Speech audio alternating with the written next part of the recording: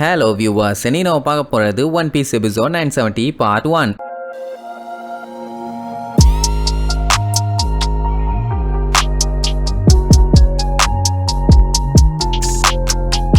Open பண்ணா போன பாட்டுல ஓடனு வெறியோட கேசுவல்குள்ள போனவரு வெளியில வெறுந்துணியோட ஆட ஆரம்பிச்சிட்டாரு. ஆக்சுவலா கிளவிதான் உருவத்தை மாத்தி நான் ஆட்டம் போட்டுட்டு இருக்குன்னு நினைச்சேன். ஆனா நிஜமாவே இப்படி சிலித்தனமா சலித்தனமா ஆடுறது வேற யாரும் இல்ல, ஓடன் தான். பைத்தியம் பிடிச்ச மாதிரி லூசுத்தனமா எல்லாத்துக்கு முன்னாடி ஆடிட்டு இருக்காரு. நீங்களே சொல்லுங்க, எல்லாம் இவரு தான் நம்மளை காப்பாத்த போறாருன்னு நம்பிக்கையில இருந்தாங்க. ஆனா கடைசியில மனுஷன் இப்படி கிறுக்குத்தனமா வந்து ஆட்டம் போட்டா எல்லாத்துக்கும் எப்படி இருக்கும்? கைடோ உரோச்சியோட ஆளுகள்லாம் கேவலப்படுத்தி சிரிச்சுட்டு காசு போட்டு போவானுங்க. அதையும் சந்தோஷமா எடுத்துக்கிட்டு காசு கிடைச்சிருச்சுன்னு அதுக்கப்புறம் தான் அங்க இருந்து கிளம்புறது. இது அந்த கிளவி இல்லன்னு எப்படி சொல்றேன்னா, இவர் ஆடுறத அந்த கிளவி பிளஸ் ஒரோச்சி இவங்க 3 பேருமே பார்த்து சிரிச்சுக்கிட்டு இருப்பாங்க. சோ ஏதோ ஒரு வேலைத்தனம் பண்ணி தான் இப்படி ஓடன ஆட வச்சிருக்காங்க. லேண்ட் ஆஃப் ஆனோவே கொசுகி ஓடன் திரும்ப வந்துட்டாரு. இனிமேட்டு நம்ம எல்லாத்துக்கும் ஒரு விடிவு காலம் பிறக்க போகுதுன்னு நம்பிக்கையில இருக்கும் போது கடைசியில மனுஷன் இப்படி லூசு மாதிரி வந்து பண்ண பார்த்த உடனே மக்கள்லாம் பாத்தீங்கன்னா மொத்தமா அவங்களோட ஹோப்பையே விட்டுட்டாங்க. அண்ட் அது மட்டும் இல்லாம அவர் மேல சரியான வெறி ஆயிருச்சு. குழந்தைங்க எல்லாம் அவரோட பேரை சொல்லி கிண்டல் பண்ணி விளையாடவே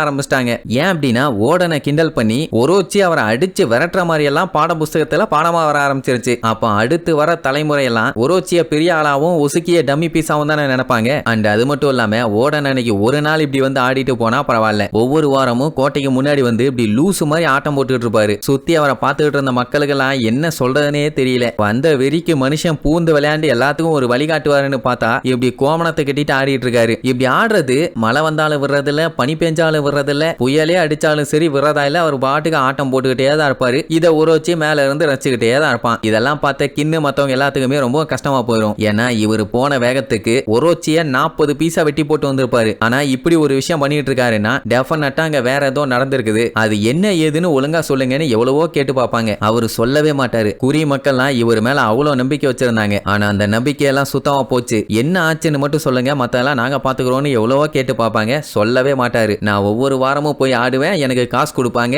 இதுதான் என் வேலை, புரிஞ்சுதா அப்படின்னு அதுக்கு மேல வேற எதுவும் சொல்ல மாட்டாரு. இவர் இப்படி கேபிட்டல்ல போய் ஆடுறது அந்த ஊர் மட்டும் இல்லாம குறியில இருக்க எல்லாத்துக்குமே இப்ப தெரிஞ்சு போச்சு. அங்க போயிட்டு வரப்பெல்லாம் சின்ன பசங்க எல்லாம் கிண்டல் பண்ணுவாங்க. சிரிச்சுக்கிட்டே அவங்க கூட சேர்ந்து பாடிக்கிட்டே போவாரா. லேடிஸ் எல்லாம் பார்த்துட்டு என்ன ஆச்சு இந்த ஆளுக்கு, ரொம்ப கேவலமா மாறிட்டாருங்கிற மாதிரி சொல்லுவாங்க. லேடிஸ்க்கே எப்படி இருக்குதுன்னா ஜென்ஸுங்க என்ன சொல்லுவானுங்க, டேய் நீ இப்படி ஒரோச்சியோட நாயா இருக்கிறதுக்கு பதிலா பேசாம ஒரு சாம்ராயா உன்னோட வயித்தை கிழிச்சுக்கிட்டு அங்கே செத்துடுறா, இந்த கருமத்தை எங்களால பார்க்க முடியலன்னு பச்சை பச்சையா திட்டுவாங்க. ஆனாலுமே அந்த மனுஷன் அதை பத்தி எல்லாம் கவலைப்படாம வாழ்க்கைக்கு சாப்பாடு ரொம்ப முக்கியம், அதை விட டேஸ்ட் ரொம்ப முக்கியம் அப்படி அப்படின்னு அவர் பாட்டுக்கு பேசிட்டு போய்கினே இருப்பாரு. அப்படியே ஒரு வருஷமும் ஆயிருது. அந்த டைம் மொமனசுக்கே ஒரு நியூஸ் பேப்பர் கொண்டு வந்து கொடுப்பான். இதை கொடுத்தது யாருன்னு பாத்தீங்கன்னா ஷோகனோட மெசஞ்சர்ஸ், அதாவது ஒரோச்சியோட ஆளுங்க. என்னன்னு வாங்கி பார்த்துட்டு ஷாக் ஆகி கண்ணீர் விட்டு அழ ஆரம்பிச்சிருவாரு. அட வேற ஒண்ணும் இல்ல, ரோஜரை எக்ஸிக்யூட் பண்ணாங்கல்ல அந்த சம்பவம் தான். இதே நியூஸை ஒயிட் பியர்டும் படிச்சிட்டாரு. அவருக்குமே ரொம்ப கவலையா போயிரும். அப்படியே ரோஜரை பத்தி யோசிச்சு பாப்பாரு. கடைசியா மீட் பண்ணது ஞாபகத்துக்கு வரும். அட ரோஜர் சாகருக்கு முன்னாடி ஒயிட் பியர்ட ஒரு டைம் ஆச்சு மீட் பண்ணணும்னு சொல்லியிருந்தாருல்ல, அப்ப மீட் பண்ணாதான் அது. அந்த டைம் அவர் சாக போற விஷயத்தையும் சொல்லியிருப்பாரு. வேர்ல்டு கவர்மெண்ட் என்ன சொல்லி கூப்பிடுவாங்க தெரியுமா, கோல்டு ரோஜரும் பாரா.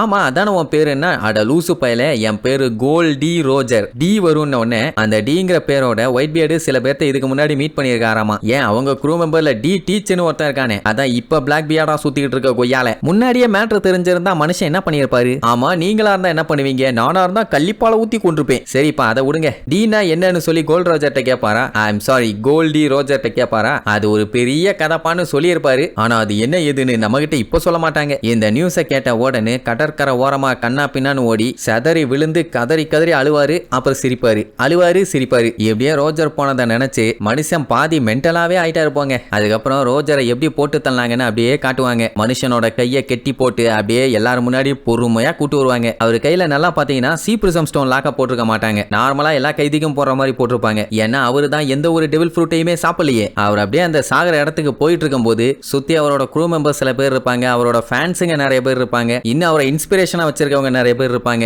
விரோதிங்க ஏகப்பட்டு பேர் இருப்பானுங்க. மனுஷன் அவர் பாட்டுக்கு போவாரு. கையில மட்டும்தான் சங்கிலி இருக்கும், காலில் போட்டிருக்க சங்கிலி அத்து போச்சு. அவரு நினைச்சா எப்ப வேணாலும் எஸ்கேப் ஆகலாம். ஆனா இல்ல, வீம்புக்குன்னே சாக போறாரு. போய் உட்கார்ந்துட்டு சட்டு புட்டுன்னு எக்ஸிக்யூட் பண்ணுங்கடா, சும்மா டைம் வேஸ்ட் பண்ணிட்டுன்னு அப்படியே இழுச்சுக்கிட்டே உட்கார்ந்துட்டு இருப்பாரு. அந்த டைம் கூட்டத்துல ஒருத்தன் கிங் ஆஃப் த பைரட், ஆமா நீங்க கண்டுபிடிச்ச ட்ரெஷர் எல்லாத்தையுமே எங்க மறைச்சு வச்சிருக்கீங்க, அந்த legendary treasure great treasure one piece அப்படின்னு கேட்ட உடனே மனுஷன் விழுந்து விழுந்து சிரிச்சிட்டு, என்னோட ட்ரெஷரா அது இருக்குது, அது வேணும்னா தாராளமா எடுத்துக்கங்க, இந்த உலகம் எனக்கு கொடுத்த எல்லாத்தையுமே நான் அங்கேயே வச்சுட்டேன், எவனுக்கு தில்லு இருக்குதோ போய் எடுத்துக்கங்கடா அப்படின்னு நல்லா உசுப்பேத்தி விட்டாரு. சோ அதனாலேயே என்னாச்சுன்னா இந்த உலகத்துல இருக்க அவரோட சப்போர்ட்டர்ஸ் எல்லாருமே பயங்கரமா வெறி ஆயிட்டாங்க. அது மட்டும் இல்லாம ஒன் பீஸ்னு ஒண்ணு வேற இருக்குன்னு சொல்லி உசுப்பேத்தி விட்டாருல்ல, இப்ப பைரட்ஸ் எல்லாருமே அந்த ஒன் பீஸை தேடி தான் சுத்திட்டு இருக்காங்க. அதை எங்க வச்சிருக்காரு என்னன்னு கண்டுபிடிக்கிறதுக்காக. சொல்ல போனா அப்பதான் இந்த கிரேட் பைரட் ஏராவே ஸ்டார்ட் ஆச்சு. இங்க ரோஜர் செத்த நினைச்சு ஓடன் பாத்தீங்கன்னா கதறி கதறி விடாம அழுதுகிட்டு இருக்காரு. அவரால் ஏத்துக்கவே முடியல. ஏன்னா ஒண்ணுக்குள்ள ஒன்னா மண்ணுக்குள்ள மண்ணா இருந்தாங்க, கடைசியில இப்படி செத்து போயிட்டானேன்னு சொல்லி அவ்வளோ ஃபீல் பண்ணி அழுவாரு. ஆக்சுவலா ரோஜர் செத்துக்கு அழவே கூடாது, ஏன்னா அவர் நினைச்சதை சாதிச்சிட்டாரு. அப்படி இருக்கும்போது சந்தோஷமா அவரை வழி அனுப்பி வைக்கிறதான நியாயம். சரி ரோஜர் செத்ததுல